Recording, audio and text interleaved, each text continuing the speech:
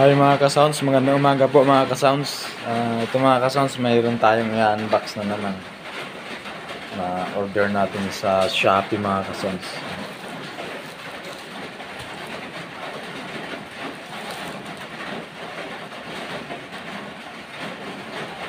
Bubuksan ko na mga ka-sounds. Tapos testing din natin kung gumagana ba siya.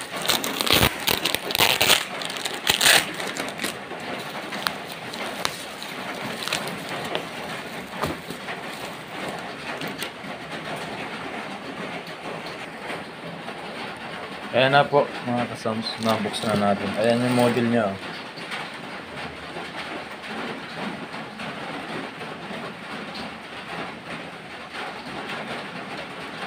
EW-4M.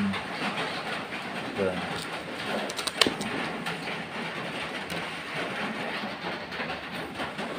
Ayan, nabuksan na natin mga ka-sounds. Original pala siya mga ka-sounds na crown, no? Ayan. Di ano siya, 4 inch. Ayan. Crown mid-range. Karaoke mid-range mga ka-sounds. 80 to 120 watts max. 8 ohms impedance. Meron siyang free na capacitor.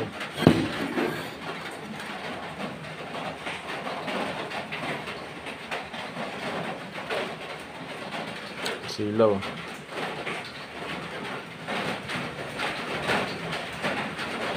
Maliit lang yung free niya na capacitor.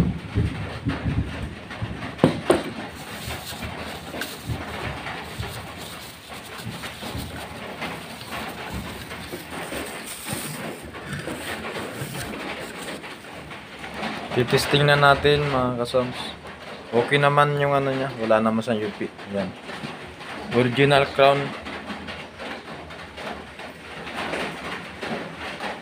Titesting na natin. Ayan na po, naikabit na natin. Bali yung capacitor pala niya mga ka-sounds, naka-ano na siya. Nakakabit na talaga sa positive. Yan. Yan. Sa positive na nakakabit. Kaya hindi na natin tinanggal. Yan, positive.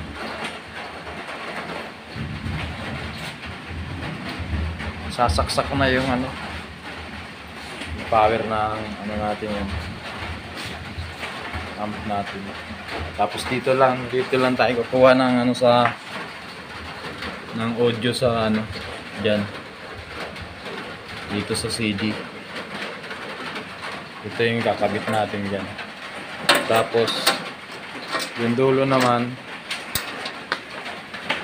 dulo ito sa cellphone. Ayan. Nasaksak na natin yung ano, yung amp.